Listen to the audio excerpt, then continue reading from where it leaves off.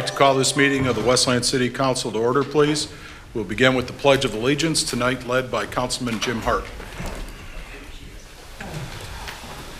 I pledge allegiance to the flag of the United States of America and to the republic for which it stands, one nation, under God, indivisible, with liberty and justice for all.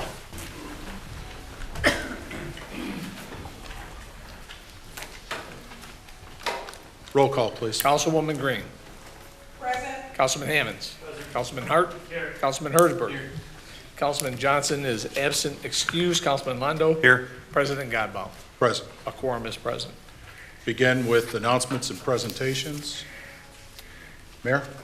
Thank you, Council President. Good evening, everybody. Good evening. Good evening. Council, as you know, a while back, the City of Westland entered into the national mass action lawsuit that's been going on the opioid crisis. And tonight, our attorney, Mark Bernstein, is in the audience tonight, and he'd like to address the council and kind of give a short update on kind of the progress of that case. He probably won't be able to share everything with us because this is a public meeting and this is an ongoing lawsuit, but certainly if you have any questions, he'll try to answer those tonight. Thanks. Mark? Thank you. Thank you very much. It's a great honor to continue working on behalf of the people of Westland, taxpayers of Westland, in this very, very important litigation that we're involved in. I don't want to take up too much of your time, but I do want to give you a quick update on how things are going in this public setting, and then perhaps down the road as the litigation strategy and the other dynamics in this case kind of begin to be more fully known. We perhaps may need to get into meetings that are protected by the attorney-client privilege, and because it involves litigation and other things, litigation strategy. It's also difficult to condense this into a very short period of time, but I'm going to do my very best to be sensitive to everybody that's here and to the council's time. But there are a lot of weeds here, and it's easy to get deep into these weeds because it's very complex litigation that we're engaged in. But I do want to give you a quick update. The discovery process is, the City of Westland's case was filed many months ago. It was filed in the Eastern District of the U.S. Courts, 6th Eastern District of Michigan in Detroit, and then it was moved, as we discussed many months ago, into the MDL, the Multi-District Litigation Court, located in the Northern District of Ohio, which is in Cleveland. Judge Polster is the presiding multi-district litigation judge. The discovery is ongoing in this litigation, but to date we've reviewed approximately 1.5 million pages of documentation related to the conduct of the defendants in this case. We're approaching 400, soon to be 500 depositions of defendants, primarily executives from the defendant companies, the opioid manufacturers and distributors. Depositions have also been taken of plaintiffs' experts in this litigation. In the discovery, and this, as we discussed when the city was contemplating engaging in this litigation, we haven't done this type of litigation, not identical, but similar litigation in the past, had suspicions about the type of information and type of practices that we would uncover in the discovery process. I would say that the nature of the conduct of the defendants in this litigation frankly far surpasses the depravity that we expected. And we expected, I think, pretty terrible actions on behalf of the defendants in this litigation.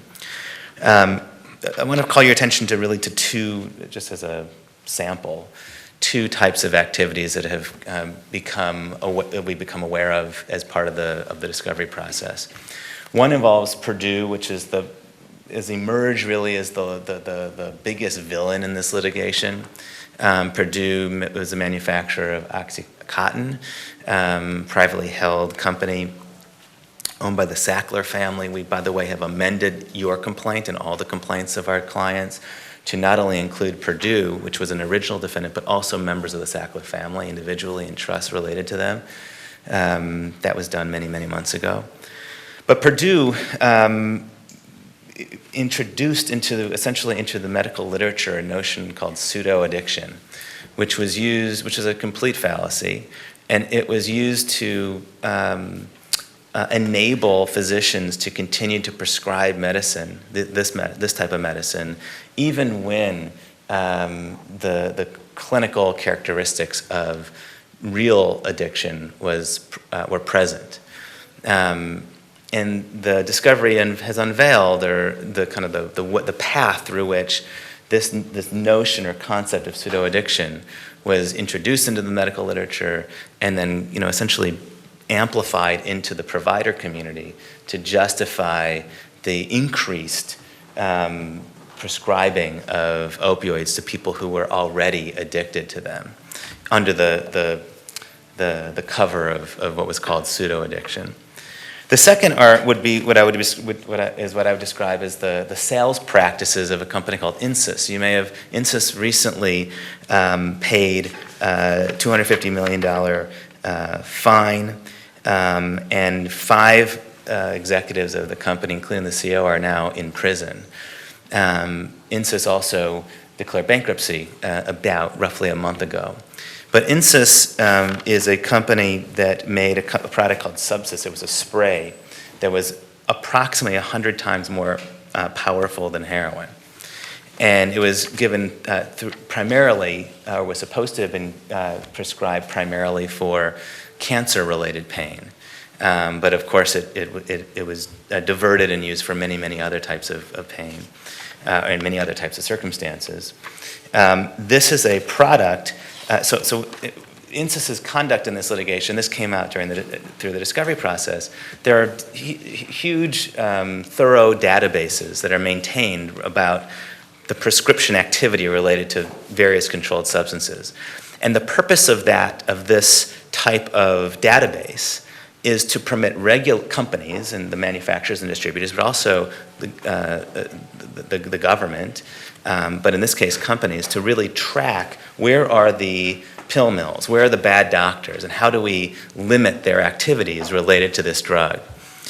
These defendants, and this particular defendant, would use these databases for exactly the opposite way, to find the doctors who were the pill mills and then identify them as quote-unquote whales, and then focus their sales activity and their sales rep activity on these particular prescribers. Exactly the opposite of the intended use of these databases. And there were egregious examples of speaker fees paid to physicians who were known to be high-level prescribers of these medications that involved essentially steak dinners at fancy restaurants not attended really by anybody other than the doctor and maybe a few of his or her friends and coworkers and maybe family members. So I just share that with you to highlight the information that has come out as a result, frankly, of the litigation that Westland's been involved in and many other, I think, courageous communities across Michigan and across the country. I'll finish by just giving you an update on a procedural matter that is beginning to play out. This is not, as we've discussed before, a class action litigation. It is Westland's claim, along with many other municipalities' claims, were filed as individual claims in federal court in an autonomous way, separate and distinct from every other case. The multi-district litigation structure permits the sharing of various resources as related to the litigation that provides a great deal of economy for all of the plaintiffs and the defendants in the litigation. There is a great desire among the defendants in this litigation, frankly all the parties, but primarily the defendants, to obtain global peace in the event that there is some kind of global settlement that's arrived at. And in order to do that, a tool or a process that was developed in the class action litigation arena has been proposed for this litigation. And so roughly a month ago, a petition was filed with the multi-district litigation judge to establish what is being referred to as a negotiation class. It's not a litigation class. In other words, this is not a class that's been established for purposes of litigating these cases. It's just a class that's been established to facilitate the settlement of the litigation through a process or a structure that will enable the defendants to, if no money has been paid into this or offered into this class, but it would permit money to be put into this negotiation class. It would have to be approved by a supermajority of the members of that class, and in return, it would permit essentially a global peace to settle this case. I'm trying to stay as far out of the weeds as possible, but what will happen is cities, all the municipalities in the United States, those that have filed lawsuits like Westland and those that have not filed lawsuits like the 34,000 other municipalities and government subdivisions. This is not involving states as entities, but just municipalities, counties, cities, townships, villages, etc. Will be asked whether they want to opt in or opt out of this class. The default position is opt in, so you have to formally opt out of this. But once that class is established, it will be used to essentially allocate funds that are put into this. Imagine a bucket. So settlement funds are poured into this negotiation class if it's established. And then it's allocated that money is allocated to municipalities based on a variety of factors. The three factors that have currently been outlined are the number of opioids shipped to a particular municipality, the number of opioid deaths in a particular municipality, and the number of persons suffering from opioid use disorder. Those are going to be the factors that are going to be used to determine the amount of money that, for example, Westland would be able to obtain through this mechanism. A great deal of information remains outstanding. The judge will hear this petition at the very beginning of August. And when that occurs, if it is established, then we'll have a notice period when we'll come back to the city to talk about the merits of this and make a recommendation.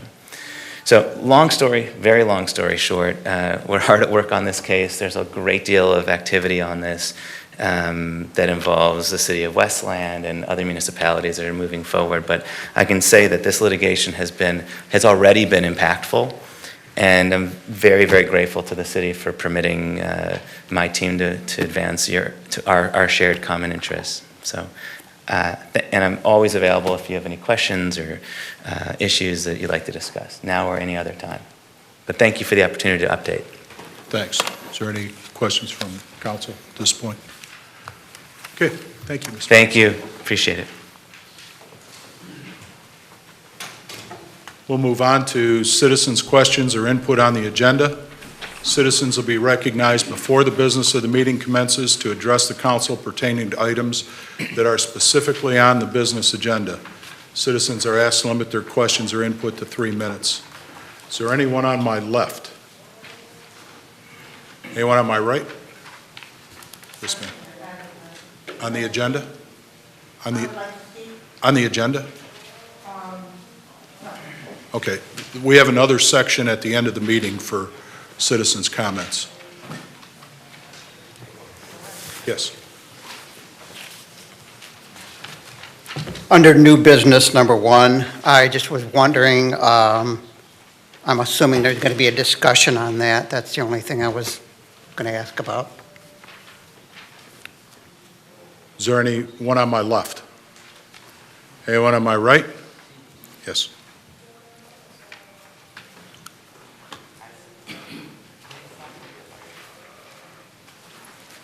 Richard Graham from Westland and also with Move Westland Forward. Under consent calendar C regarding the closed study session from the last council meeting, I think these were for settlement recommendations for 2 lawsuits, Teasley and Shingles. Please provide what these were about, nature of the lawsuit, and also what was decided for each settlement. Under consent calendar F and political science, can you provide more details about these general limitations regarding the ordinance to amend? Under new business item 1, council procedures, policy and procedures, I sat through the study session regarding some of the changes, and most are well needed and overdue. Regarding Section 7 of the travel policy, would any type of council member travel not be included or apply to this policy? What I mean is travel that is paid for by other City of Westland agencies like the DDA, Tifa, Mayor's Office, Police, Fire, etc. I'm trying to determine where the loopholes are at. I'm asking specifically about the year-after-year travel to Las Vegas for the real estate convention. Would this travel or travel like this apply for approval since it is paid with taxpayers' dollars, meaning would it be part of this policy? Upgraded transportation services, which is part of this policy and procedure update, was done by Council President Godbout in 2017 and/or 18. During the show, and when this was raised, no one from council said anything to protect the taxpayers' dollars. And again, this was upgraded transportation services, which is limited by the new policy and procedures. Regarding Section 10, if I read this correctly, council members will only have 3 minutes to speak during their comments. I think this is a great idea. However, I do not see anywhere in the document about the mayor or his administration having a time limit for their comments at the end of the meeting. I believe this is a city council meeting where the mayor is a guest and not required to attend, especially by Mayor Wild, who before this meeting missed or left early 46% of the meetings this year. Why the special right to speak and go on as long as the mayor or his administration likes, if it's not part of the policy and procedures? It was brought up at the study session to control this. It was pretty simple. You give him a verbal warning and then turn off his microphone. Why was this not included if it is truly not in the new policy and procedures update? Thank you. Anyone on my left? Anyone on my right? We'll close citizens' comments and move on to the consent calendar. Is there a motion? It's a motion by Councilman Landau, supported by Councilman Hart. There was a question on item G. No. I'm sorry, C. It was C, item C. Mr. Fasson, if you... I think the question, I was, may have been was out of the room or coming into the room. I think the question was, what was the nature of the two cases? One was shingles, which was an action related to police conduct, a taser incident early in the morning relative to trying to execute on a warrant. Teasley involved the fire department EMT. The patient fell or slipped off the gurney and injured her wrist significantly. The combined total for those two settlements was $100,000. Item F is on the sign ordinance.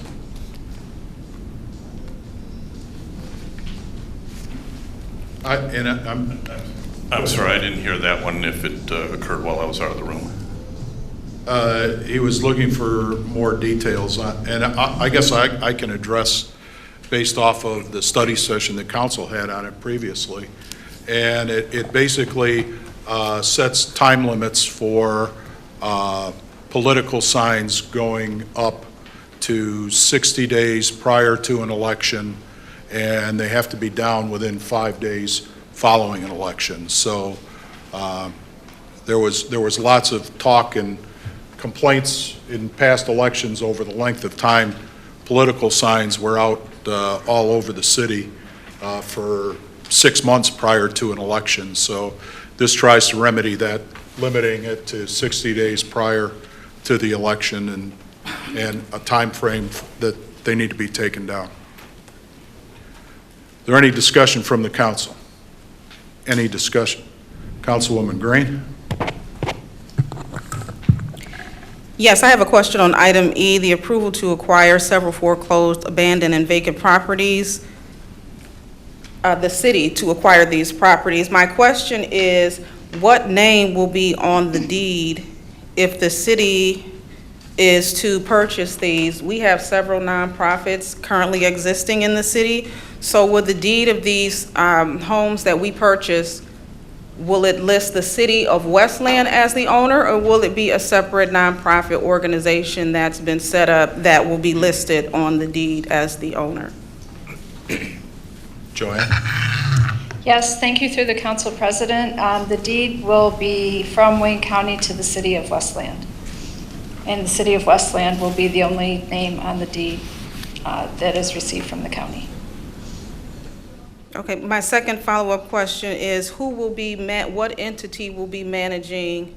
I'm assuming that when we get these properties, the goal is either to rehab and or resell them at some point. Which entity will be handling the management of that process? Yes, thank you again through the council president. The community development department will manage the process for all of the parcels except for the commercial parcels. And those parcels, I believe, will be managed through the economic development department. Okay, thank you.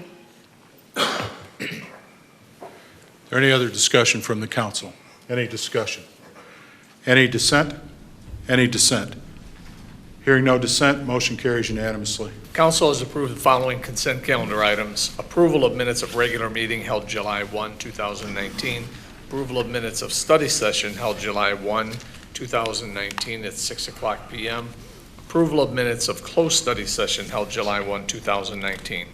Approval of purchase of 3 police interceptor utility vehicles for the police department in the amount of $105,240. Approval to acquire several foreclosed, abandoned, and vacant properties for the unpaid taxes from Wayne County for the unpaid taxes and demolish or redevelop them to help stabilize neighborhoods. The Director of Housing and Community Development is authorized to sign the purchase agreement and closing documents for these properties on behalf of the city. Introduction of Ordinance 248A91, an ordinance to amend Article 15, Section 110.153.5 of the Westland zoning ordinance, Ordinance 248, entitled General Limitations Regarding Temporary Political Signs. Approval of prepared resolution affirming approval of the Senior Alliance 2020 through 2022 multi-year plan for aging services. Approval of deadline extension for 2019 summer tax payments until Friday, August 30, 2019. Last item approved on the consent calendar, adoption of prepared resolution to honor Mr. Mac Mayfield for his service to the city of Westland and its residents by dedicating the Westland Municipal Golf Course in his name. Moving to new business, item 1, adoption of amended council policies and procedures. Motion by Councilman Hart, supported by Councilman Hammonds. Is there discussion from the council? Councilman Londo. Thanks, President Gabel. I'd like to make a motion to approve, but also amend the motion by removing Article 5, Section 10, subsection A. Article 5. Sorry. Article 5, Section 10, subsection A. Thank you. So there's a motion to remove Article, whatever it was, Article 5, Section 10. Section 10, subsection 8. Is there A? Oh, A. I'm sorry. Motion and support by Councilman Hersberg. We'll have discussion on the motion. Councilwoman Green, did you wish to address that? No, I have discussion regarding other areas of the agenda, or excuse me, of this item. Okay. Is there discussion on the removal of that section of the policies and procedures? Any discussion? Any dissent? We'll have a roll call vote on the, Councilwoman Green. Yes. Councilman Hammonds. No. Councilman Hart. No. Councilman Hersberg. Yes. Councilman Johnson is absent, excused. Councilman Londo. Yes. President Godbout. Yes. Motion passes.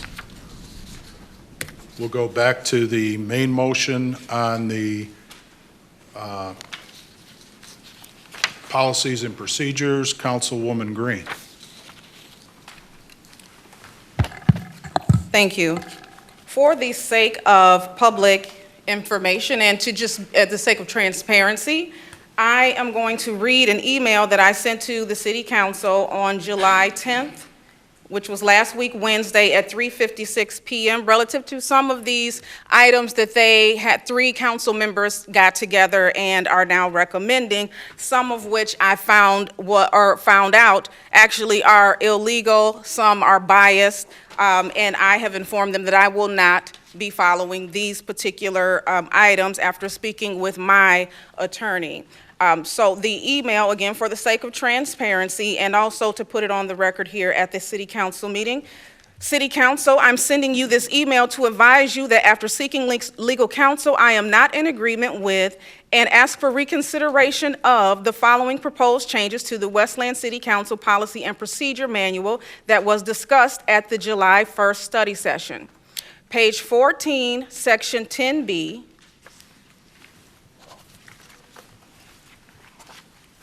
And again, for transparency, I will, that section is actually Section B under City Council comments. Councilman Londo made a recommendation for Section A under 10. I noted for the record my concern relative to 10B. It is not constitutional per the First Amendment, and it is not in line with Michigan campaign law. The reference spirit of your recommendation, which was included in this recommendation, the word spirit, does not supersede state law or constitutional law and is a violation of those rights. While state law prohibits campaigning in any manner of telling or instructing the public of who specifically to vote for or who specifically to vote against at an open city council meeting, we are free as city council members to engage in political discussion, including criticism and or praise on on the issue or issue positions, including those of council members, current and past elected officials, as well as any potential future candidate. The adoption of this recommendation is not only in violation of the law, but is equivalent to illegal speech censorship. The recommendation that was made by Councilman Hart, Hammonds, and Johnson relative to item 10B states, council members may not engage in any political discussion or campaigning of any kind as it relates to elected officials, including themselves. No discussion shall take place regarding council members' support or opposition to a current or past elected official, as well as any potential future candidates. The spirit of this policy is to ensure that council members shall not engage in campaigning or campaign-like behavior, which is subject to one's opinion. It is illegal, and I will not be following that, whether it is adopted tonight or not. I have stated that in writing and again here tonight. Page 6, Section page 6, Section 3. Because each council member of City Council was elected into the same hierarchy by the public, it is unreasonable to allow any member of City Council special privileges to omit members of City Council on any written communication, specifically emails, as required by Section 3. Further, the recommendation discussed at the July 1st study session was to expand this requirement from city officials, which it currently states, to also include elected city officials, directors, legal team, and city contractors. I find no reasonable cause to allow the position of council president, which is not a position elected by the citizens of Westland, the option to issue written communication to various elected officials, directors, legal team, and city contractors without being held to the same standard and requirement as all elected officials in the hierarchy of City Council. During the July 1st study session, President Godbout expressed disdain if he is obligated to follow this rule, as the rest of us will be, when he sends routine email communications and meeting schedule emails, and he stated that it will cause multiple debates from other members of City Council. He also said he's always done it that way, although his practice of omitting members of City Council from his communications is not supported by existing policy. What's more, City Council members have followed this communication policy and have copied the entire City Council on routine emails and communications, resulting in no such debate or inconvenience as hypothetically mentioned by Council President Campbell. Special privileges on personal preferences or proclivity is a biased accommodation that should not be granted. And that is one that we're expanding our communications, which I'm actually in support of. I'm not in support of any particular council member being treated differently. I have stated that through several issues that I have experienced having been treated differently. We were all elected on an even playing field by the citizens of Westland. They didn't elect a council president. Friends within the council body decided who was going to be council president and pro tem. They should not receive special privileges to send emails to various elected officials and the like and decide whether or not they want to copy us, while we are all held to a standard that each of us in this position should have to abide by. And I will not be following this policy, for the record, if council president is given an exception. Page 7 and 8, item 2A. During the July 1st, 2019 study session, I inquired if persons in the position of council president and pro tem must comply with this recommendation to ensure equality, and was told that they must also comply. Please update this section of the recommendation to clarify the duty and the process of both positions when seeking pre-approval of desired conference travel throughout the state of Michigan. Page 7 and 8, item 2A only lists the responsibilities and duties of all other council people and our obligation to seek approval except the seat of pro tem and council president. My request regarding this last week Wednesday was to revise that section to include the process that they would also have to follow without being given the ability to travel throughout the state of Michigan with no questions asked at their leisure. Note, during the July 1st, 2019 City Council meeting, I also made another request to have my microphone turned on at the start of the meeting, at the start of every City Council meeting, and have it remain on until the meeting adjourns. And I finished this email by stating, please be advised that I will not comply with any illegal, unconstitutional, or biased policy recommendations or the implementation of said recommendations based on proclivity of a city council member or a personal preference which infringes upon our constitutional rights. I look forward to your review and feedback. That was Wednesday. I didn't hear from any one of these council members. They did not even address, as per usual, so I'm not surprised. They didn't comment at all in terms of my request. The fact that this actually is illegal, 14 section 10B is illegal per Michigan campaign law and the Constitution. You cannot get together 3 members of City Council, and because you don't like what a council member says, you want to come up with a rule which you obviously did not check, or you would have known that it's an illegal policy that you are recommending.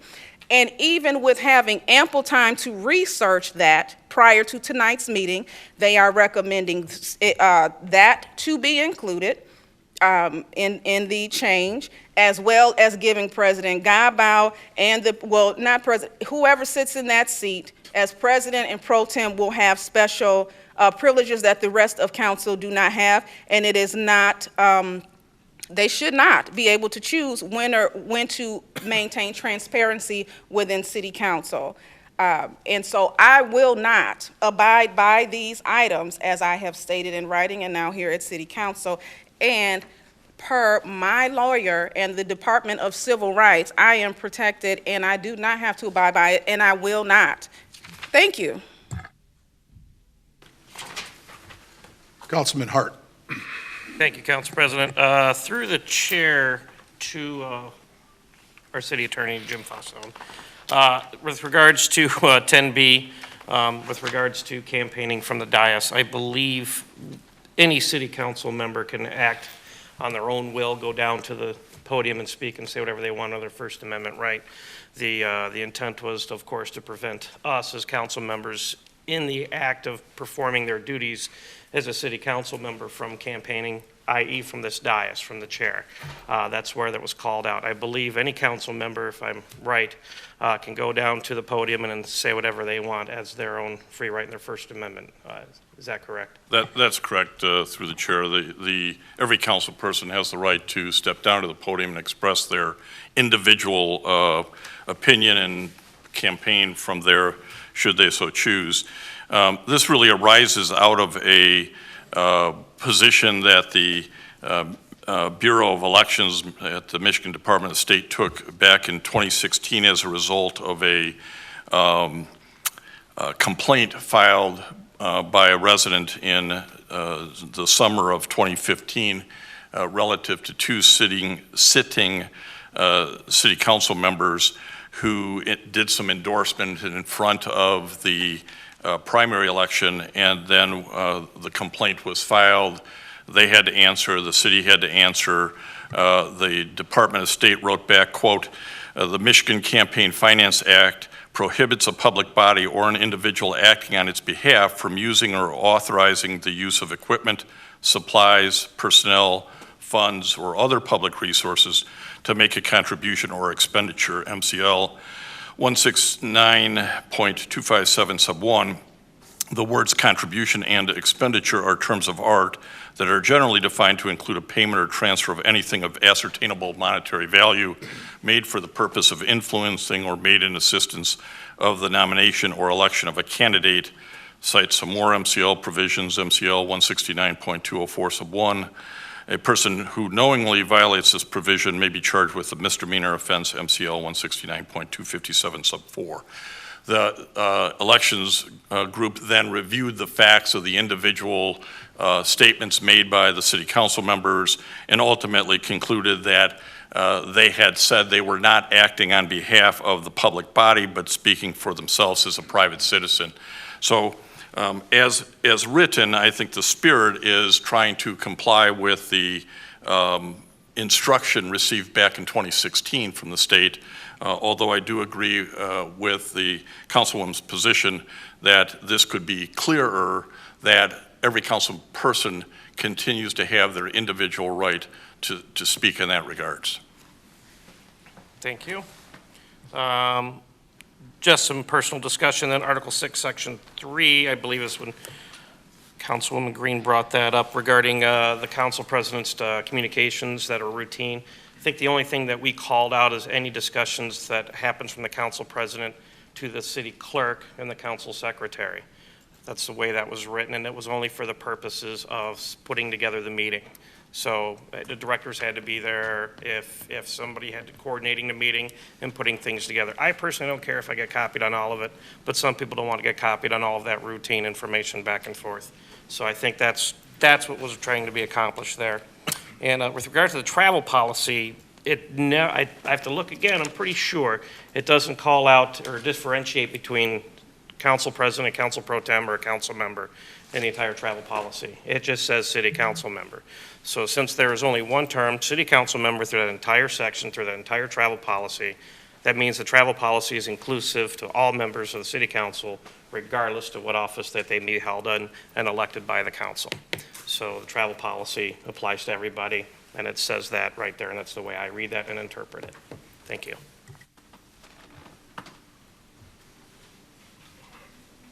Councilwoman Green. Thank you. I wanted to, through the chair to the city attorney Falzone, I wanted to thank you for your feedback and also reference Appendix 1 of Section 57 of the Michigan Bureau of Elections law.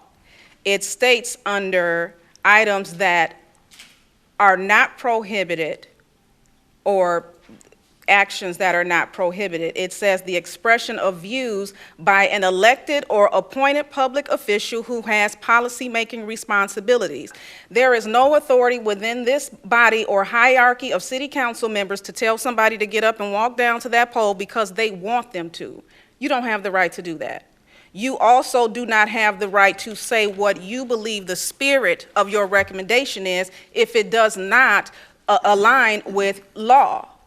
And it does not align with law. They cannot implement a policy that is censorship. Now, in terms of what you stated about campaign endorsements, which is essentially telling the community who to vote for during the council meeting, I stated that. The campaign law states that we cannot instruct the community to don't vote for whomever. We can't do that, which is essentially an endorsement. But I will also state that if you check YouTube, you will find council videos to where several council people who sit here today endorse their friends at this council meeting when they were each running for election. It's on YouTube. I've watched them do it.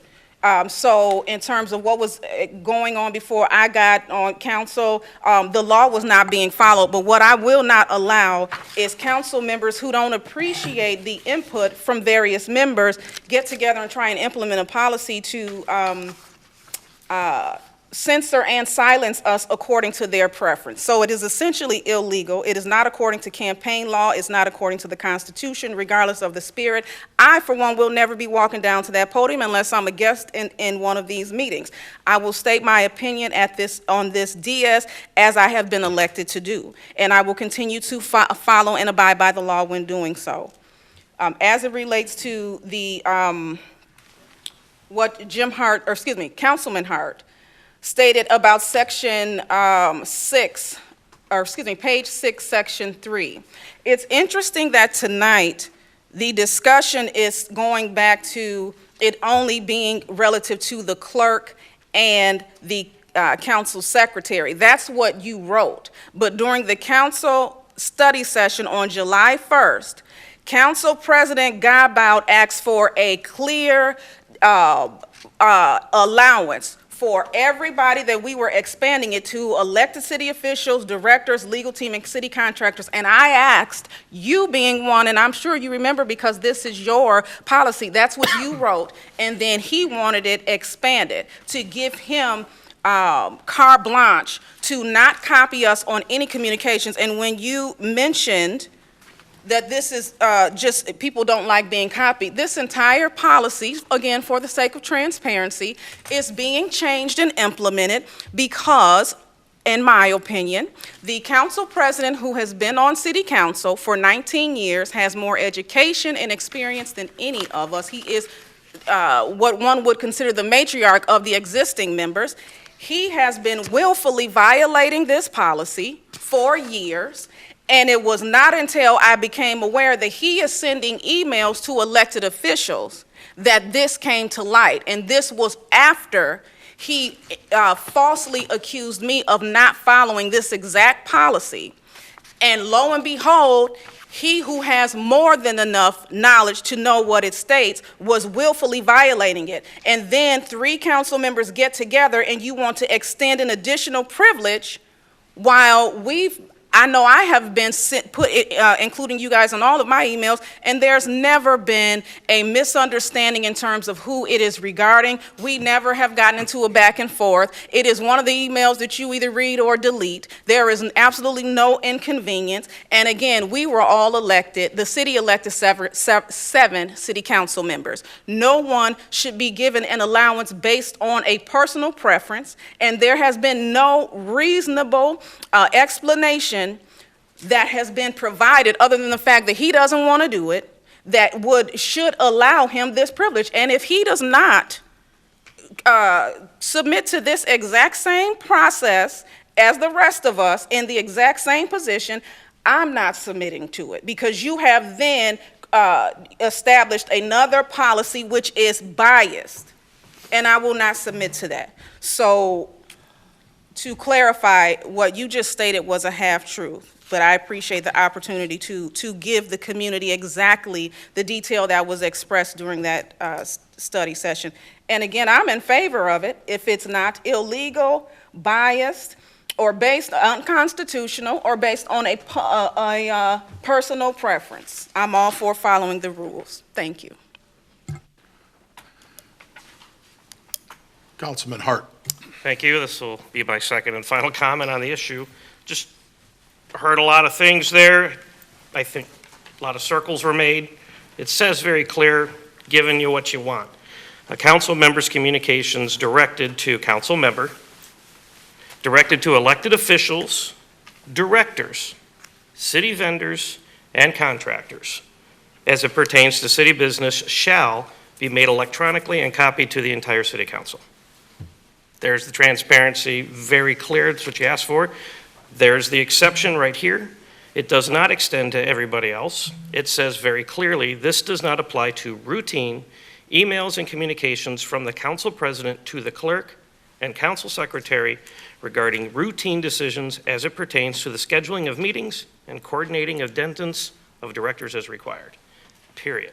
That is exactly what it says. I've heard a lot of different things. That is exactly what it says. It's exactly how it's written. It forces all of us to communicate and copy everybody else whenever we communicate to anybody, not just directors, not just city elected officials, the directors, city vendors, contractors, okay. Our legal team, Mr. Fossone, falls under that requirement. So it is everything that you've asked for, and it's the one exception, and it didn't open that exception. It was just to the council president when he's setting up these meetings and garnering attendance. So it's right there. So that's the end of it. Is there any further discussion from the council? Any further discussion? I'll just make a couple of comments in regards to the comment about the politicking. It clearly states in the last revision to the document that it's from the dais, which is in conformance with the election law as was cited by the city attorney. In regards to the communications, the definition was actually expanded to include the elected officials, directors, and other people for communications, which when I had been communicating to them on council business or on issues that pertain to the city as a whole, I was following. Unlike Councilwoman Green, who took exception to that and said it only meant elected officials. So her communications with directors and other people were not being copied to everyone on the city council, and there are numerous examples of emails forwarded afterwards or copied to council afterwards that had gone to those other directors within the city. In regards to communications with the clerk, in regards to the city meetings, she's right. City council elects a council president. With that comes duties and responsibilities for the council president, one of which is setting the meeting agendas and scheduling meetings and study sessions as required in order to conduct the business of the city. Outside of those communications to make sure that we had directors available for a study session to coordinate schedules or to place items on the agenda, those were the communications that were taking place. Now they will go only to the city clerk, and he will have to go through and make sure and coordinate everyone's schedule. So we just put a little more onus on the city clerk's office to take over some of the responsibilities, and which, you know, I've got some issue with having the city clerk take over responsibilities that were formerly the responsibility of the council president. So that's my clarification on those 2 points. Roll call, please. Councilwoman Green. No. Councilman Hammonds. Yes. Councilman Hart. Yes. Councilman Hersberg. Yes. Councilman Johnson is absent, excused. Councilman Londo. Yes. President Campbell. Yes. Motion passes. New business item 2, approval of voucher. Motion by Councilman Landau. Is there support? Support by Councilman Hart. I'm sorry, Councilman Hammonds. Councilman Landau? No, I'm sorry. Is there any discussion? Any discussion? Any dissent? Any dissent? Hearing no dissent, motion carries unanimously. We'll move on to citizens' comments or requests. Citizens will be recognized at the end of the meeting immediately following the agenda item approval of vouchers. Citizens are asked to limit their comments to 3 minutes. All citizens wishing to speak will be heard. Is there anyone on my left? Yes, Ruth?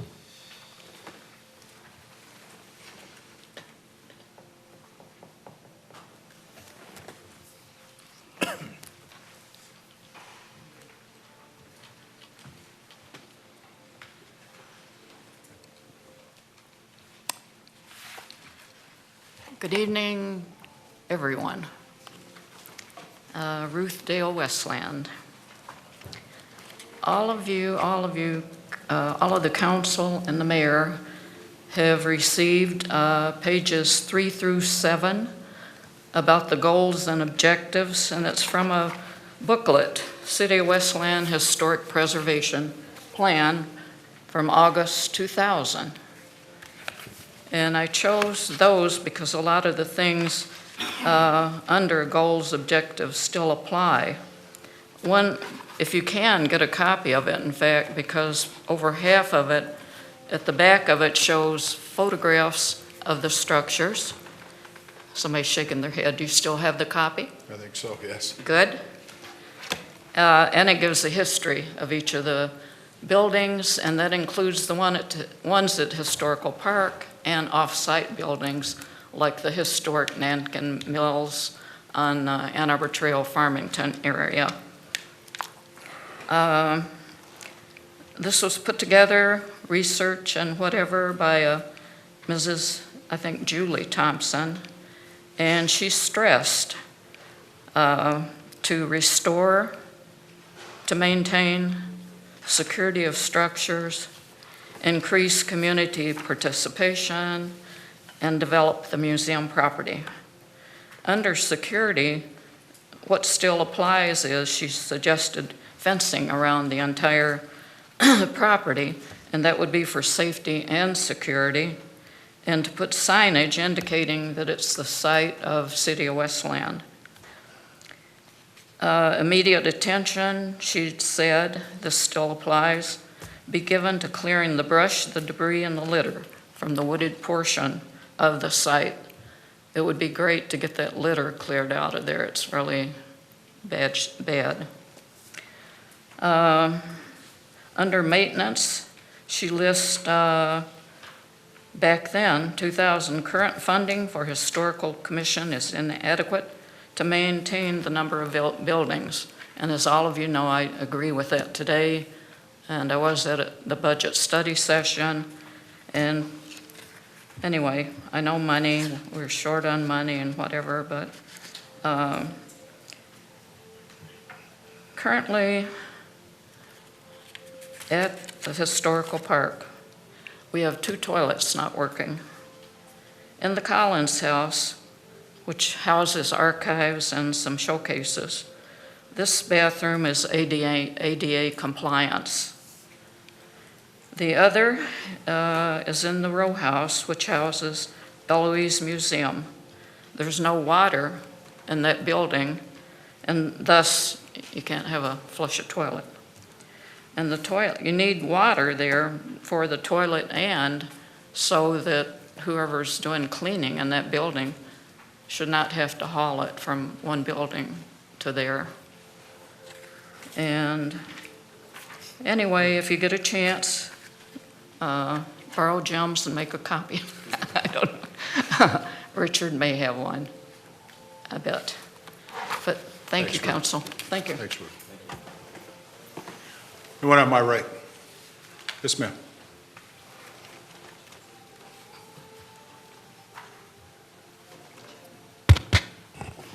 Good evening. My name is Barbara Pohl. I'm a resident of Westland. I'm going to be speaking about a recent article in the Observer regarding marijuana ordinances. I constructed a letter, but I have very poor computer skills, and I don't think anyone was able to receive it. I would like to read it. In the Observer of 20th of 2019, I read an article regarding marijuana ordinances. I understand the council has a study group. It was mentioned the council was looking forward to opinions of Westland residents. Has there been a letter sent to residents regarding this? We've been asked our opinion. If it has been, I have not received one. I understand the study group must decide this decision of ordinances by October 1st, 2019. What issues is the study group considering? I also understand the study group is to read some additional information supposed to be received by the state of Michigan this month. The whole marijuana usage seems to be a very gray area. I realized in 2018 it was approved for recreational use. I agree that people have a right to use it. However, what part does the city of Westland play in this? Would the ordinance control users, facilities, growers? I heard the city of Livonia and the city of Wayne has banned facilities for marijuana, assuming that also covers growers. I have lived in the city nearly 50 years. I've lived in the same house. I've raised my family. I've volunteered. I go to church here. I have watched the city grow to provide citizens with a very safe community. I'm a big supporter of Mayor Wild and of this council. However, I find that our neighborhoods are being forced to comply to ordinances that sometimes we do not even know about. As for my family, we currently have a neighbor that has a state license to grow. I inquired about him and was told that he had all the proper permits from the state and there was nothing I or the city could do. I even spoke to the mayor's office and was assured that the city was working on this. My neighbor's garage, to which he grows the marijuana plants, backs up to my property. He grows it in his home also. The skunk smell and the odor of the plants that gives force for me to close my windows and not even run my AC because it goes through the AC. I also have developed some allergies from the odor. I cannot even enjoy my yard, barbecues with my family, or visitors. I believe growers should not be able to be in a residential neighborhood. In fact, neither should facilities or anyone who sells. Of course, traffic becomes an issue of safety. I am unsure that my neighbor is growing currently. I would like to visit a study group or be aware of a study group or a council meeting where you will be discussing these issues. You can contact me, and I gave my phone number and such. Thank you. Thank you. Anyone on my left? Yes, sir.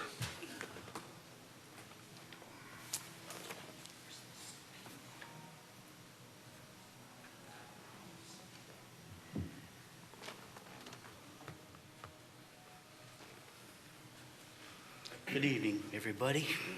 Ron Cowie, Merritt Drive, Westland. As you guys probably are aware, Infinity Homes has already started their construction on their homes. Not on their homes, but they're putting in the streets or whatever. My concern was, according to the site plan, they were supposed to build a retention pond to catch all the stormwater runoff. Well, they tapped into a storm sewer, 8 houses off Hubbard on Merritt. And I guess my complaint is, let's get it fixed before we have any more storms or whatever. I'm having flashbacks of what happened 25 years ago when we had the stormwater thing where they did the drains or whatever. I don't want it to happen again. I don't want to get up at 6 o'clock in the morning and see a foot of water in my basement because of something stupid like that. So if you could, get a hold of them, have them fix it, put it back the way it was. And I'm sure there's probably a couple other ones around that they've done the same thing to. I'm not sure. but we really like to get it fixed. If you wouldn't mind, go to the right people, because I've sent a couple emails to this, I forget the guy's name, but he keeps telling me that they pull the right permits, they can do this, they can do that, but it's not according to the site plan. Site plan says build a retention pond, all stormwater runoff, and that's what it should be. So I want to thank you very much for your time. Have a good night, everybody. Mayor? Thank you, Council President. Sir, I'll follow up on that tomorrow morning for you. Council, I have a meeting actually in the morning with the building director and the planning director to follow up on a couple other issues that were brought to our attention on that site too. So we'll follow up on it. If you want to leave us your name and number either to myself or the deputy mayor tonight, we'll follow up with you after that meeting. Thanks, Thank you.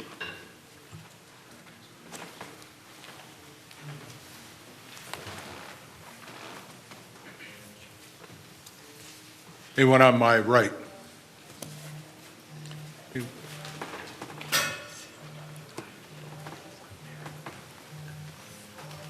Hello. Hi. So I have quite a few issues. I'll try to get them through real quick. Last time I was here, I brought up this lot split that was out on Emerson. And Councilman Hart said he would get back to me about it. I called, I emailed, I eventually was able to get a hold of him. This was about Westland breaking both Michigan state and Michigan's own ordinance laws because there's not enough width to do a lot split. I brought my issues up to Mr. Hart via email, and his response was, let me get it real quick. His response was basically, why do you have a problem with this legal issue? Or besides this legal issue, why do you have a problem with the lot split? Which I took that as, why do I have a problem with Westland breaking state and city law? So I just wanted to let that know. The second issue, I have many, many rental properties in the Norway district, and Mr. Falsone knows. I have had a lot of issues with the certificate of occupancy. Now, Michigan law states that once the inspections are paid for and ordered, or the city has to do it within 15 days. Otherwise, they have to do a temporary certificate of occupancy. Now, I have waited when Mr. Lucendon was there, which he got fired all 8 weeks ago. It had been 8 or 9 weeks. I have like 36 units right now that don't even have temporaries on them. The first inspection's been done. These aren't hazardous properties. Now, Westland law, or Westland rules, is that after the first inspection, a temporary is supposed to be put on the property. It hasn't been done. Michigan state law says that if this isn't done and the building director, or whoever it is that's doing it, knowingly doesn't do it, it's a misdemeanor. So Keith Lucendon was guilty of about 26 misdemeanors. This needs to be corrected. There was an issue about Mr. Galbaut's charity bins, blue bins, about the trash being outside them and everything. The question is, why isn't the Neighborhood Services Department ticketing these property owners? Because this is blight. You can't do it. Because I know you're not footing the bill. If there's a ticket, a misdemeanor, it's gonna be on the property owner. It's their property. So I don't know if you guys need to remove the bins or whatever, or the property owner just has to tell you, take them away. But that's a problem. I've seen them on at least 3, and I actually was told about a couple more.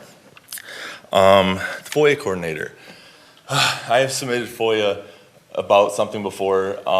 It was about a vacant lot on Akron and Dayton, and he will not answer me on how much Westland pays to get this yard cut, on these yards cut. The FOIA violation's been done. It's already been a month. All right, I guess I'm done. I'll talk to you next time. Thanks. One on my left. One on my right. Yes, ma'am. Hi, my name is Sandra Chappell. I live in Westland. I have a problem around the corner from my property. This resident runs a car repair shop in his driveway. I have complained for 4 years. I was told it would be taken care of. It's still there. On the weekends, there's anywhere from 12 on up cars. There is oil, there is antifreeze all down the driveway. In fact, if I would have had my phone today on my way here, I would have took a picture of a van that was jacked up on a jack, and kids could go underneath there and die. What do we need to do? If I want a garage sale, I have to get a permit. He's running this business out of his home. He's making my neighborhood look trashy. His address is 1330 Henry Ruff in Westchester.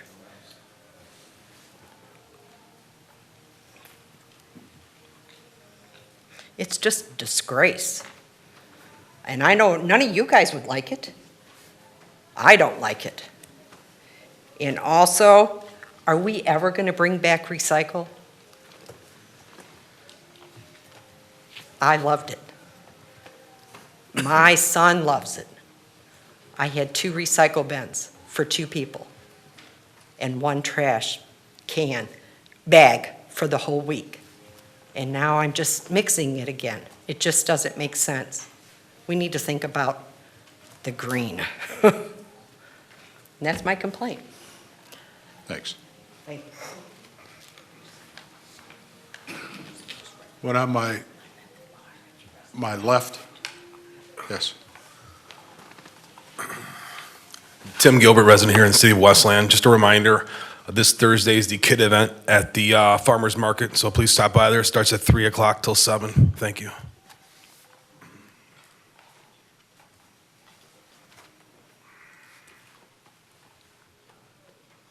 Anyone on my right? Yes, sir.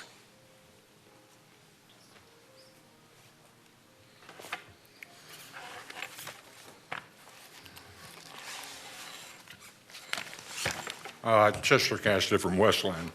I'm glad to see Mr. Graham still here.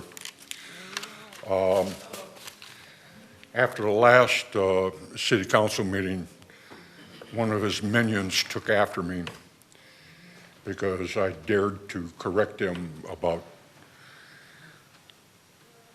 a response, a supposed response about, EMS. But a good way to get under an old paratrooper's skin is to impugn his integrity. And that's exactly what he did. Through the chairs to the mayor. Mayor Wild, I have been elevated from Team Wild player, the good old boys, to kissing your ring. And everybody in this chamber knows that that's not what they mean. In my 40 years of dealing with politicians, business people, all over this country, I haven't kissed anybody's behind. And with all due respect to you, kind sir, I'm not about to start kissing yours. I may kick it if need be, but I'm not going to kiss it. This city is, there's been a lot of strange things going on in this city, said and done by employees up here, and people needs to be kicked, in their behind. I haven't said anything because there's plenty of people out here doing it already. But to come after me, I don't care who from the, from Graham's camp said it. I don't care. My dad, my stepdad told me one time, don't ever go looking for a fight. But if that fight comes to you, don't back away from it. But if you get into it, you better damn well win it. Well, you picked on the wrong people. You picked on the wrong guy.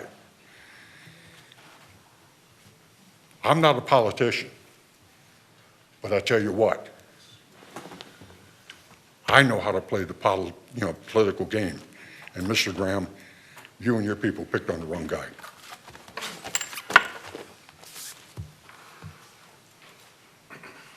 Is there anyone on my left? Anyone on my right? Mr. Graham?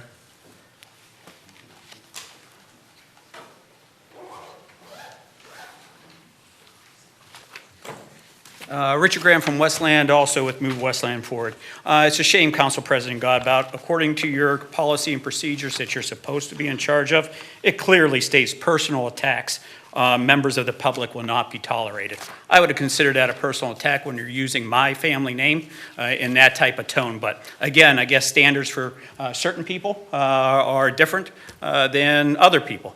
To be very clear, Move Westland Forward was started by my wife and I based on the experiences that we had with Mayor Wild and his team against a neighborhood. We are here for all residents within the city of Westland and not the select few, and we will not be bullied, we will not be intimidated, we will not be shouted down. My family's name and the lies that are spread, you guys can continue doing it. We will keep fighting after you. So thank you for the recognition. Appreciate it. Through the chair to Mr. Hart, or Councilman Hart, did you hear anything about the beautification improvement on the corner of Ann Arbor Trail and Merriman? Move Westland Forward has been hearing about repeated issues with the blue collection bins at various locations. I think Council President Godbout works for this company. These are a real eyesore within the city, and they continue to be a nuisance, especially when there are various collection sites, including the new Volunteer of America, where the old Toys R Us was at. What can be done to have these blue bins permanently removed and the eyesore to go away? Regarding the last council meeting, when I spoke about Council President Godbout's ultra-low rental costs for almost half of City Hall, thank you, Councilman Hart, for stating that there should not be special discounted rates, and anyone who received a special rate should pay the difference. I wanted to see follow up on what happened with that. What has been done? Council President Godbout, based on Mr. Hart's comment from the last meeting, what have you done to make this right? What are you going to do? Councilman Landau, can you give your opinion on this situation like Mr. Hart did last week? These are taxpayers' dollars being taken away or stolen from the residents. It is in the budget that you voted on. What are you going to do? Mayor Wild, you were not at the last council meeting, but if you look at the video, you will see Deputy Mayor Reddy lied to a resident and taxpayer. He stated he would answer questions about what appears to be Mr. Godbout's discounted rate. He did not comment on these. He lied to a resident. Mayor Wild, I will again ask, what are you doing since this was exposed? Who are the people involved? Are they still employed? If they are not employed, what is being done? The taxpayers deserve answers of what was taken from them. Mayor Wild?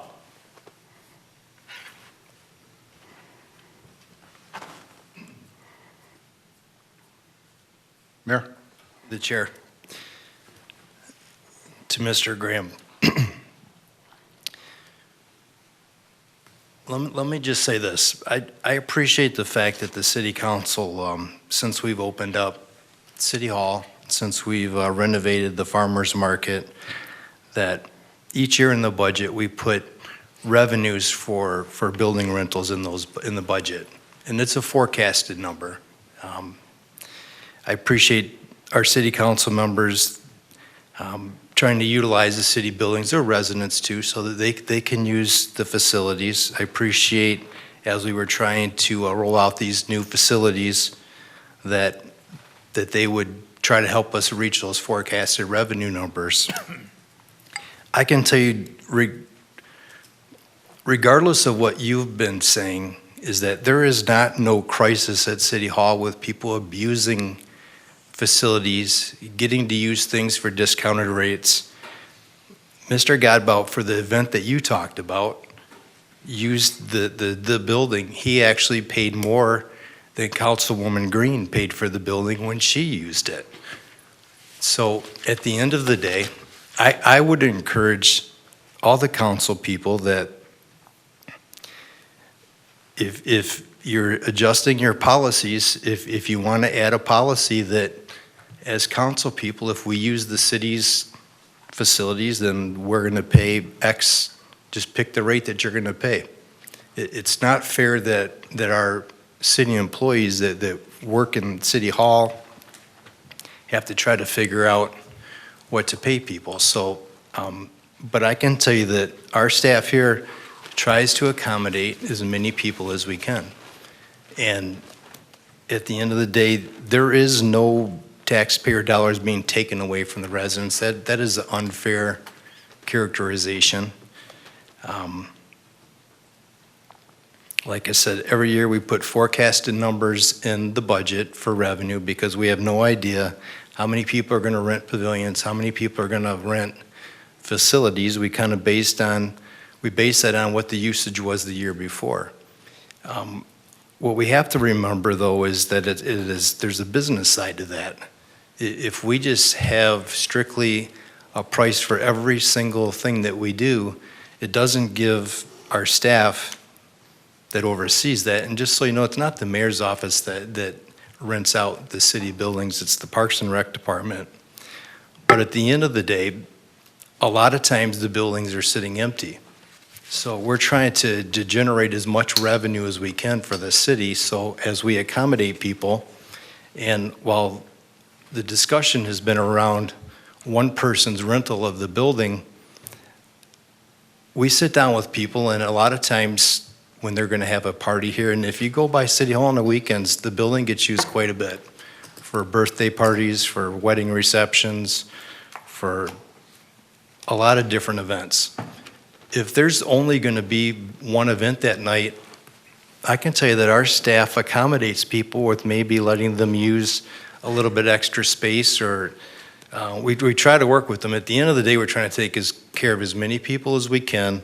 We're trying to be fair. We're trying to be reasonable. And, you know, there's a lot of things in the fee schedule. We try to account for as much of it as we can. Our goal is to try to take care of people and bring in as much revenue as we can. But at the end of the day, if we just say that these are the rates on every single item that falls in there, and there are no breaks, because I can tell you, we use people all the time, and a lot of times we have certain things that we may be able to accommodate them cheaper than other people. So I know it's kind of a long question or long answer to your question, but I can tell you is that there is no crisis at City Hall. There is nobody taking taxpayer dollars by using room rentals. At the end of the day, the easy thing for our staff is that if there's a rate, you just pay that rate. But at the end of the day, you keep circling back to council president's use. And at the end of the day, regardless if he wasn't paid the full rate, he still paid more for the exact same space as another person on city council. So if we're going to be fair, we have to be fair. Okay, thank you.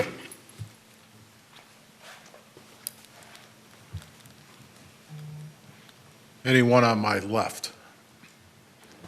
Anyone on my right? Ray?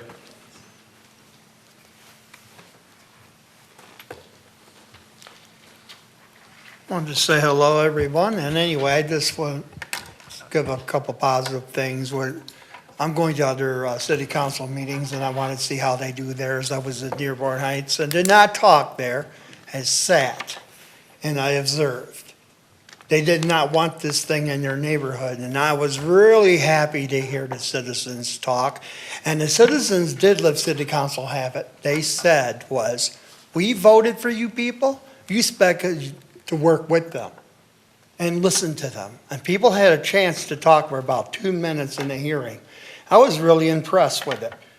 And I'm going to be reaching out to the Garden City, and I probably will be doing a presentation for the Dearborn Heights, for the DWMHA. But they are changing their name. I can't think of it right now. CareLink, I believe it is. So, and I'll be talking about mental health and the presentation, what services they offer. And I am reaching out to my State Farm tomorrow, doing a presentation there. So Go Ray is busy. My passion is is mental health affects us all in all types of ways. We need to be listening to people more better and working together. And following the policies, I do agree. Citizens should not be bashed in here. I agree with Richard on that topic, and I'm going to get a copy of it too. Sometimes we need reminders. Let's be kind to one another, because you don't know what's going to bring you tomorrow. Because I'm reaching out to Redford too, the police department, fire department, and the community. And we have 14 ambassadors.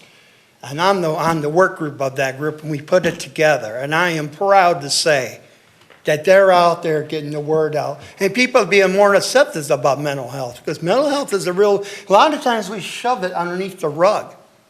It's not about shoving it under the rug. It's about making awareness and getting rid of stigma. So let's hear one another out sometimes instead of always criticizing. Let's have some positive things into this picture here. I want to say thank you. Anyone on my left? Anyone on my right? Yes, ma'am?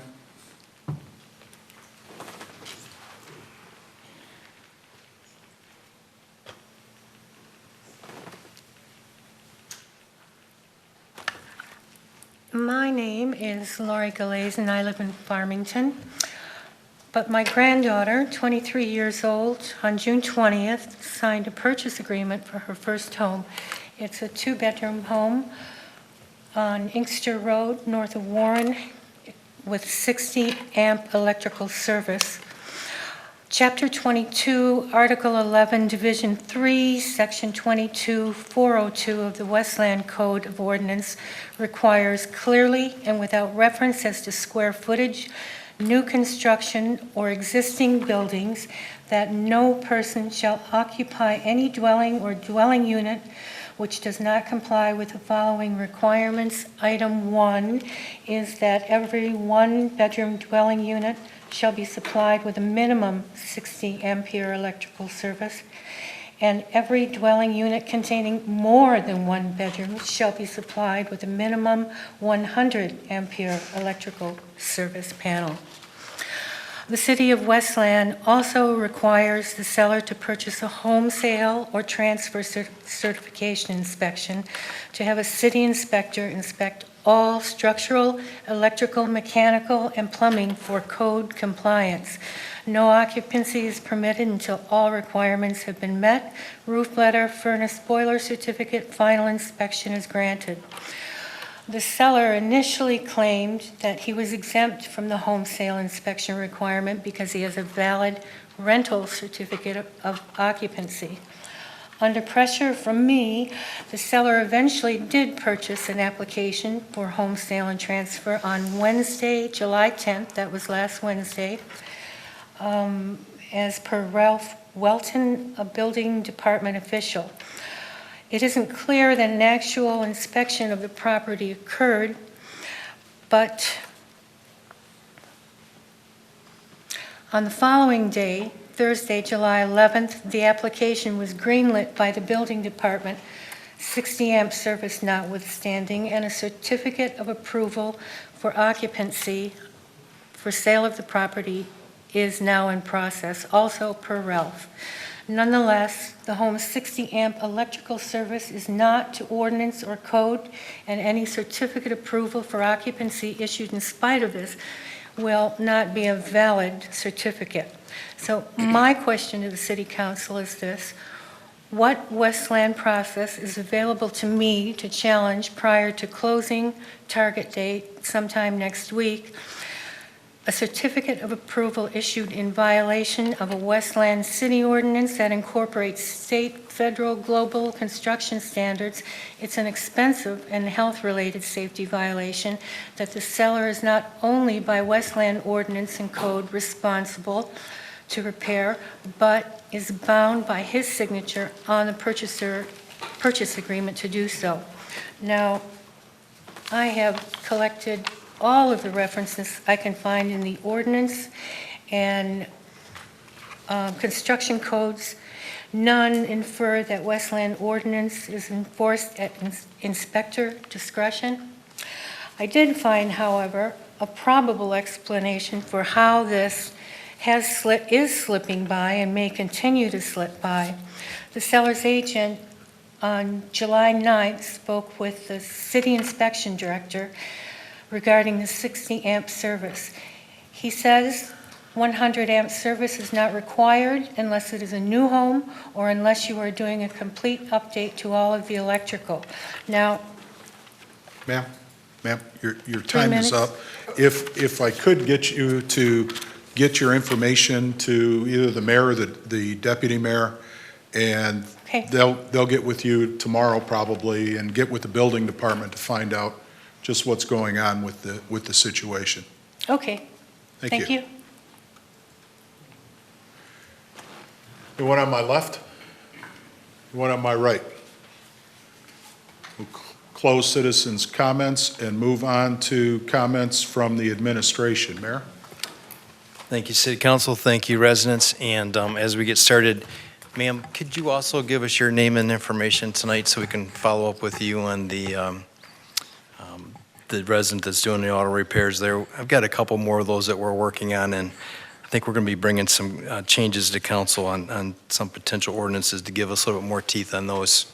But don't give up on that yet. So, council, couple things. A question came up about recycling, and I expect to have we'll be asking for a city council study session here within the next couple of weeks. I think we have a proposal we'll be bringing forward to council to in fact bring back recycling. So I appreciate not only your patience, but the entire city of Westland's patience as we've worked through this. And obviously there's a financial piece to this that we'll have to discuss with council, and there's going to be a few changes to the program, but we do expect to be requesting a study session in the very near future. Thank you.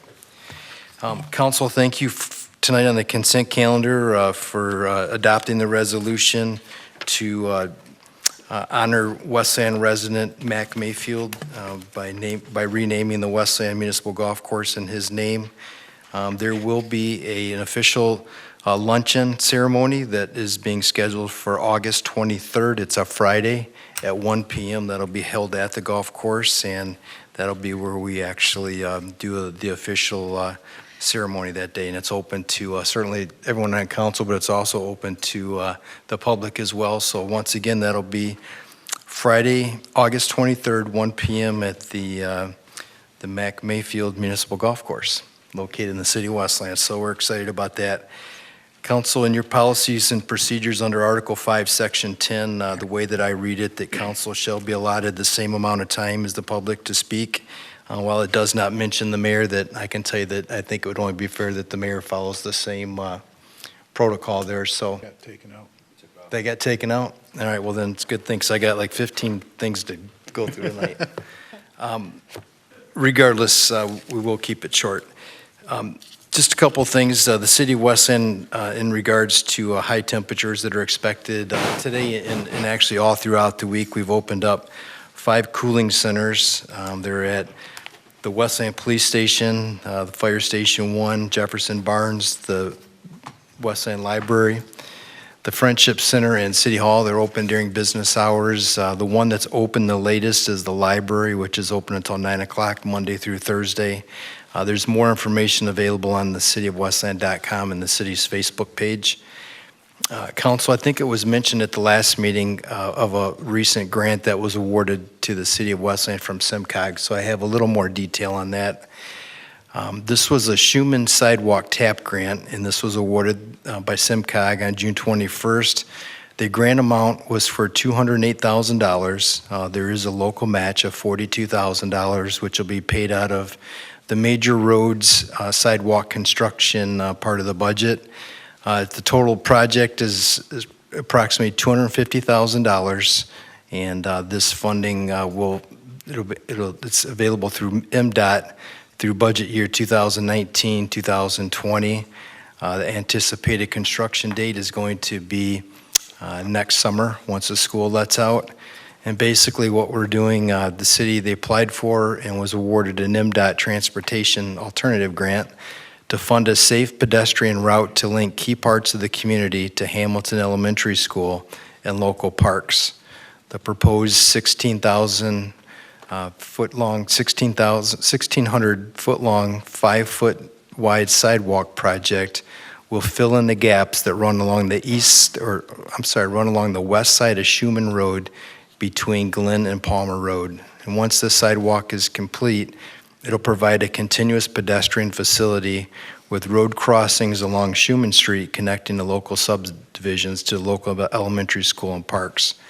And as you recall, this will actually be the third one of these sidewalk TAP grants that Westland's been awarded in the last 3 years. And what we're doing is trying to connect the entire city sidewalk network as we create a more walkable Westland. The other two grants, the first one was the Newburgh sidewalk gap between the Clyde Smith subdivision and Joy Road, which was completed last fall. And the other one is ongoing currently. It's on Marquette to fill the sidewalk gap between Newburgh and Wayne Road, which goes right in front of John Glenn High School. So if you go through there, you'll see it's actually under construction as we speak.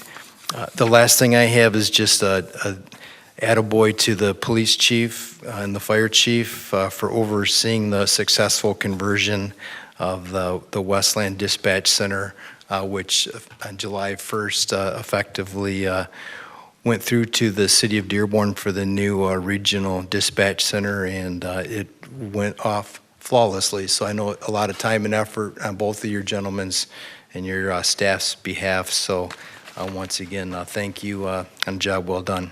Thank you. Anything from the city attorney's office? Nothing this evening. Begin council comments with Councilwoman Green. Thank you. I would like to start tonight by letting the community know that the Westland Housing Commission will be accepting application vouchers August 2nd through August 5th for Section 8. And Section 8 is a program that it has been set up by the government, or in this case, the state of Michigan, for low income or fixed income families or single persons. So that is all 18 and over senior citizens. If you are low income or fixed income and you are not a homeowner, so if you are currently a renter, you may qualify to receive assistance with paying your monthly rent. For more information, you can contact the Westland Housing Commission, which is the office that Director Joanne Campbell manages, for more information. Again, the dates is August 2nd through August 5th. And if you go to my Facebook page, Councilwoman Tasha Green, I posted information about that last week with links, and you will also find the application on that notice. If you wanted to directly apply online, you will find that posting that I did. Again, Councilwoman Tasha Green. Also wanted to let the community know, those who enjoy a good bike ride, outside of the heat that we're currently having. But if you are a biker who rides during the night, SimCog has provided reflectors for bike riders. So there's a couple different varieties that I provided to the mayor's office. Not sure if you can see that too well, but there's a couple different types. And then they also have a watch. So supplies are limited. They did not give us enough for the entire city of Westland, but they did give us a pretty good portion for people who would be interested. So if you are a rider, they are free of charge. You can contact the mayor's office to either stop in or maybe have someone mail those to you. I'm not sure, but they are available and they are free. So let's continue to be safe. Wanted to also notify the community. I think someone spoke about, actually I'm sure someone mentioned the concern relative to marijuana. We are going to be having a study session, City Council, the city attorney, and a lot of other organizations and or people will be here on this week, Wednesday, July the 17th at 6 p.m. We're going to be having a study session to specifically discuss marijuana. There will be a portion for the community to weigh in, to add their comment or, their position regarding this. We will not be taking a vote, but it will be continued discussion. And again, the public is free to either stop in to listen or to comment as well. So Wednesday, July 17th, 6 p.m.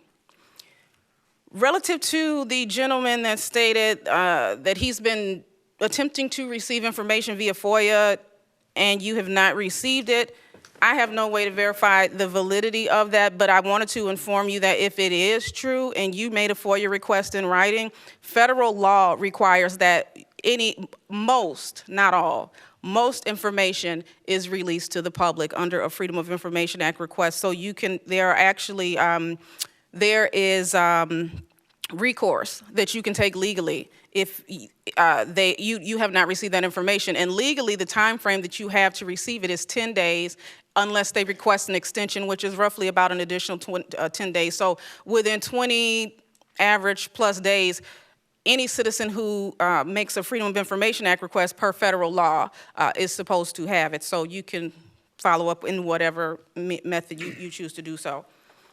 The lady who spoke about the illegal car repair shop, you mentioned the address on Henry Ruff. I'm not sure to ascertain, I can't ascertain is that within the city of Westland or if it's in the city of Inkster.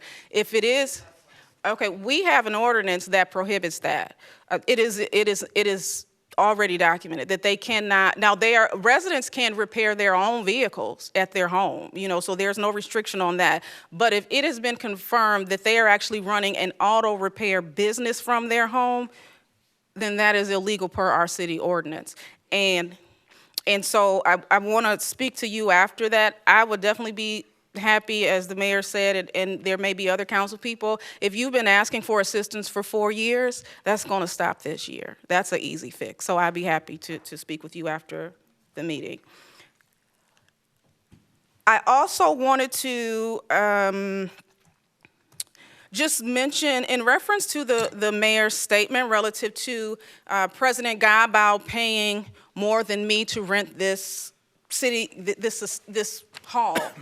I have no problem with who rents the hall, and I never have. The only thing that I have ever asked since sitting on council was to be treated equally, and that we are not treated differently, which I've stated that tonight with some of these rules. We should all be treated the same. So regarding Council President Campbell's payment, just for the sake of transparency, what occurred with that is I took it upon myself with no budget, like a lot of cities in the state of Michigan, they have budgets for staff, city council people, they have staff, they have budgets to do activities and events for the community. We don't have that in Westland. We don't make a lot of money in this position, and we don't have an additional budget. So I took it upon myself as a new council member to solicit medical hospitals, doctors, providers. Just to give you an example, Beaumont Hospital, Carmano's Cancer Institute, Oakwood Street Health. There was about 10 or 11 medical providers that I solicited and asked them to come together to provide free medical services for the citizens of Westland. From what I was told, that had never happened here in the city of Westland. And so with them all being willing to do that free of charge on a Saturday on their own time, I fundraised money to not only pay for all of the expenses, which include, we did a full lunch, we had to pay for certain services, we had to, to serve lunch, and, the photographer and everything that, and there were some that we did have to, there were some expenses for some of them, but most it was not. So having done that, I asked if I could host it here at Westland. As a new council person, I figured it was the perfect place. We have large banquet space. I wanted to have it here at City Hall. When I spoke to the mayor about it, which makes his comment tonight even more disappointing, because when I asked the mayor to have that event here, as he has let previous councilwoman Miriam Katie, she has events here, and she raises up for the Cancer Institute that she's affiliated with. She doesn't pay a fee. There are several other organizations, some are nonprofit, some are not. They don't pay a fee, and for the record, I don't have a problem with that. If you're raising money for cancer, why not help you out? If it's not taking anything away from the citizens, My issue was when I wanted to have health systems come in here to provide free blood pressure screening, dental, optical, and everything that we tried to bring together, I was told that I would have to pay $1,250 by Mayor Wild, okay? For a period of almost 2 months. It was a back and forth. The entire council knows, the city attorney knows. The city attorney has been mute not only on this issue, but most issues that has occurred relative to a difference in treatment. He has never said a word. City council has never said a word. It got to the point to where I had to threaten to file a civil rights complaint against the city of Westland because I could prove that they had given it free to other people, and I had no idea about President Godbout. So to learn that through a resident FOIA that President Godbout was able to host his son's wedding here, which is a personal event for family enjoyment. And when he was asked about it from a resident in the audience, his explanation was, well, I had to buy flowers and I bought this or that. That's for your son's wedding. That didn't benefit anybody but your family. And not only that, he was only charged $390. Years before I had even tried to have a medical event, and I had to threaten to file a civil rights complaint. So for the mayor to sit here and say he paid less than me, what ended up happening is the mayor and I had a one-on-one, a long one-on-one, and he agreed to reduce the cost due to the fact that it was an event that was benefiting the entire constituency of Westland. So he reduced the cost to $300, which I fundraised. I had to fundraise almost $2,500 to pull this event off in total. I paid the city of Westland $300. It was not without a strife and to have to threaten legal action. So it's totally disappointing for that to be the comment tonight when everybody up here, including the mayor, because it was his decision, for you to say that as if, I digress. And finally, I just wanted to clarify, Council President Godbout mentioned, this goes back to what I said about when we get out in front of these cameras, it's like cameras action, and we're on. This is not, you don't know what is happening behind the scenes, which is why residents, if you have time, come to our study sessions. If you can make it, you get more of a bird's eye view, or try and get involved, because you don't know you have no idea whether we are actually voting for or in your favor or against your favor, because you don't have all the facts, which is why I try to give you as much as I can, unless it's some type of confidentiality issue. But in terms of Council President Godbout said tonight that this travel policy is going to put more responsibility on the clerk. Wanted to confirm for the record that that's false as well. It's not putting any responsibility on the clerk. What the policy says, and which is why I asked them to redocument it to specify the responsibility of the president and the pro tem seat to not have the ability to just travel all through the state of Michigan and send all of their gas and hotel and food back to the taxpayers. This states City Council is encouraged to attend in-state trainings and conferences hosted by the Michigan Municipal League, SIMCOG, Great Lakes Water Authority, and the Western Wayne Conference of Western Wayne. Any council person wishing to attend these events must send an email to Council President and the Council President Pro Tem prior to travel to state their intent to participate in these events. Training or conferences that do not meet these requirements are in state will require council pre-approval. Nowhere does it state what those two seats have to do. It says that we all have to notify them.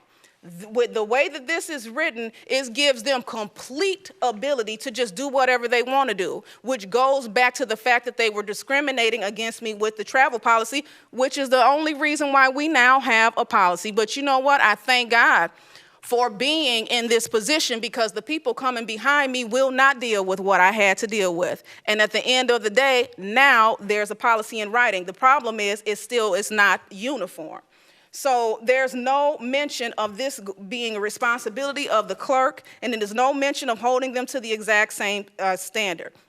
And there is other discrepancies that Councilman Hart mentioned relative to the communication.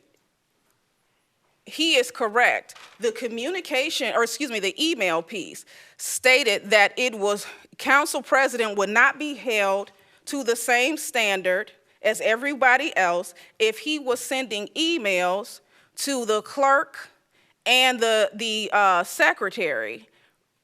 But and then it also stated routine as well as routine emails. A routine email could be anything. But what was discussed at that study session on July 1st, which Councilman Hart said that he was going to update, we didn't get an update from him. It was requested by City Council that it be expanded to not only include the clerk and his secretary for President Campbell to be given a waiver, but it was stated that that section of communication was going to be expanded to also include elected officials, directors, legal team, and city contractors. Council President Campbell threw his pencil on the table and said that he didn't want to do it because he did not want to, it would cause a debate that has never happened with City Council. He just didn't want to do it. So the statements here tonight, I encourage residents to come to these meetings. I encourage residents to come to City Council meetings. A lot of the information that you get here is not true. Everybody wants to look good, but it doesn't mean that we're telling you the truth. And as long as I'm here, I'm going to tell you the truth. And the only thing that somebody can say about me is I don't like her, but they cannot say that I'm lying. With that, I thank you, and I will see you in 2 weeks. Councilman Hammonds. Councilman Hart. I'll be brief. Thank you. There are some things called out, and it does say in the published version of the packet that you all received today online, if you want to pull it. It does say that the council president, you must email the council president and copy the entire council. So that is there. I don't want to go back and forth on this. It's silly. I just encourage, if you have any questions, go ahead and read the actual copy that was released in the packet for today. It's in the council packet, and it'll show you black and white what's in there. Going back and forth is a waste of everyone's time. With regards to that, the only other thing I had is my colleague did bring it up, and Chief, I'll ask you to do the same thing. If you could go check out the what I would consider to be the illegal car repair clinic going on over on Henry Ruff. Is that right? 1330 Henry Ruff. There you are. So I've seen that before. I've kind of always been an advocate for not running retail business in residential neighborhoods. We talked about that a year ago with the garage sale ordinance that we try to work in. So it's difficult at times. I know a couple guys that used to wrench on cars in the backyard, one or two. You kind of just deal with it. But from what you're telling me, it's an enterprise. So again, Chief, if you could please look into that and encourage them and maybe point them to the economic development and show them where all of our commercial real estate is so they can maybe upgrade to a new garage here in the city, I'd appreciate it. With that, everyone, please do your best to stay safe and well hydrated in the heat. Thank you. Councilman Londo. Thanks, President Campbell. I want to start off by thanking Attorney Mark Bernstein, who was here tonight giving us an update on the class action lawsuit regarding the opioids. I also want to thank the administration for preparing a resolution to honor Mac Mayfield by dedicating the Westland Municipal Golf Course in his name. For those that know Mac, he's a great guy. He's a retiree from the city of Westland, avid golfer at his young age of 92, I think, 92. And to the few people that are in the audience that spoke, Ms. Poole, Mr. Cowley, and a few other ladies that are in the audience, I didn't get your names, but I'd be happy to speak with you guys as well. I actually live in the neighborhood by Westchester and Henry Ruff, so I'm familiar with it. I've seen a few cars, but I haven't seen as many, but I'll definitely come talk to you because I probably live 2 blocks from you. So, and then just real quick, I just want to address this because it was stated that there's never been a health fair in Westland, and I applaud Councilwoman Green for having her health fair, I attended her health fair, so thank you for putting that on. But right before her health fair on December 15th, there was a fall fitness festival at the Farmers Market on September 15th, and there was also one at the Friendship Center September 21st. So we have had health fairs. We have them every year.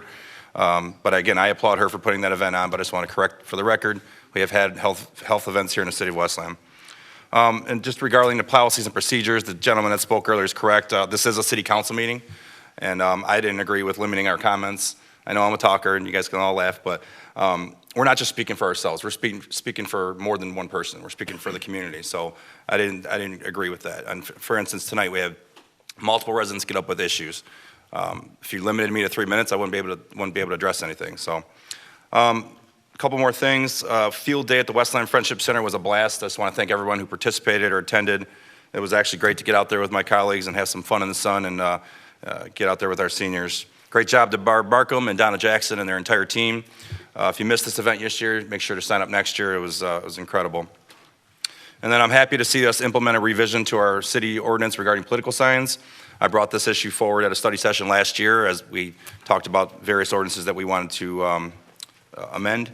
I've talking with residents, they don't like the proliferation of political signs on every corner, especially for a long period of time. So this revision will allow candidates to place their signs out 60 days in advance of the election, which I think is ample time. I think the council members agree, and then must remove them within 5 days after an election. Since we don't have a primary this year, you shouldn't see signs out until Labor Day or around Labor Day. I want to thank the city attorney's office. I know I've been bugging you for about 6 months now when we're going to get this on here. Last two things, I just wanted to mention the Westland Goodfellows. They're having I mentioned it at the last meeting, but I want to mention it again. They're having a fundraiser next week at the Westland Bowl on July 27th. If you'd like to attend, your ticket gets you shoe rental, pizza, pop, and all you can bowl from 6 p.m. to midnight. Again, that's Saturday, July 27th. If you want more information on that, just go to westlandgoodfellows.org. And lastly, I'm looking forward to Blues, Brews, and Barbecue in 2 weeks before our next council meeting. So that's Friday and Saturday, August 2nd and August 3rd. Remind the residents that fireworks night is Saturday night, so make sure to get there early, get your parking spot, and camp out on the grass and watch an amazing fireworks show. Thanks. Councilman Hersberg. Thanks, Council President. Just a couple of notes based on some of the discussion that took place tonight on the policies and procedures. It was suggested that we limit council comments to 3 minutes at the end of the meeting, only at the end of the meeting. That got pulled out. That's not in place. It was brought up, what about the mayor and directors and others?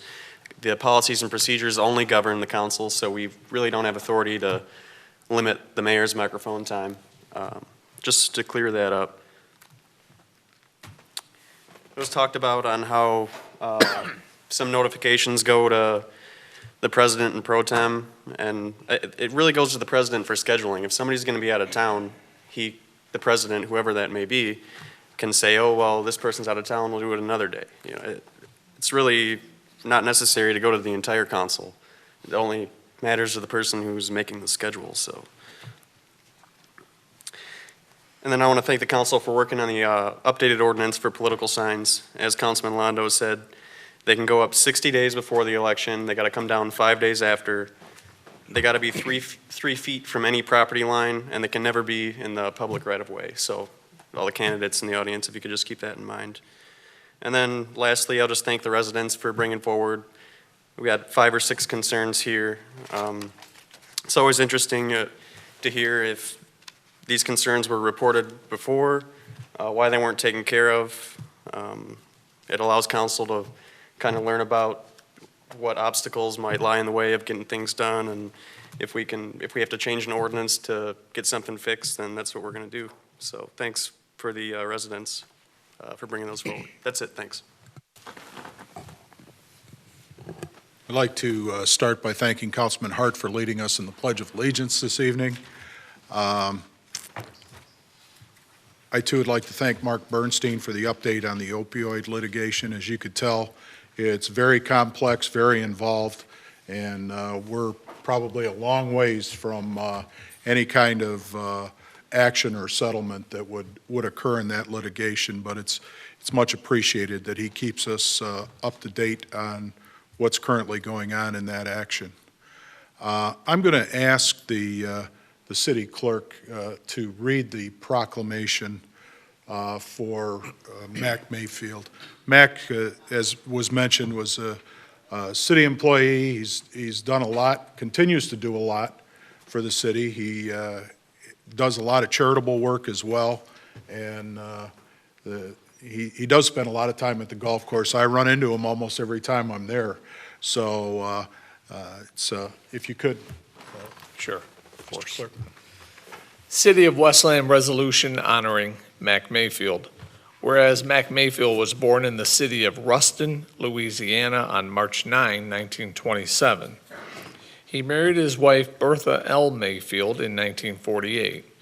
When beginning his time in the city of Westland, Mayfield halted his previous career as a truck driver and took a pay cut in order to spend time at home with his family. Mayfield and his wife have lived in the city of Westland since 1957. Whereas Mayfield began working in the city of Westland in the Water and Sewer Department, where he rose to the rank of superintendent, the first African American to serve in a supervisory role in Westland's history. And whereas Mayfield served alongside members of the community and government to improve Westland and surrounding communities through volunteer service, including newspaper sales for the Westland Goodfellows, involvement in the Wayne Westland YMCA, president of the Southeast Westland Homeowners Association, elder and property manager at the Lutheran Church of Our Savior, member of the Westland JCs, served on the Inkster Board of Education, member of the Westland Breakfast Lions Club, member of the VFW Post 3323, member of the Westland Civitans, member of the Inkster branch of the NAACP, member of the Westland Civil Service Commission, and whereas, throughout his years of volunteer service, Mayfield received numerous awards for his commitment to promoting diversity, inclusivity, and ensuring the well-being of all Westland residents, and including an award for most newspaper sales with the Goodfellows for 5 consecutive years, a Lifetime Commitment Award from the Wayne Westland YMCA, Man for All Seasons for service to his church, Ford Motor Company's Town Crier Bell Award, the Westland JC's Outstanding Citizen Award, the City of Westland's First Citizen Award, and therefore it shall now be resolved that William R. Wild, Mayor of the City of Westland, along with members of the Westland City Council and the Westland City Clerk, do hereby honor Mac Mayfield for his service to the City of Westland and its residents by dedicating the Westland Municipal Golf Course in his name. And it is further resolved on this 15th day of July, 2019, that this resolution be accepted during this day's proceeding and to remain as a record of sincere appreciation and respect for Mr. Mac Mayfield. The resolution is then signed by the mayor, all members of city council, and the city clerk. Thanks.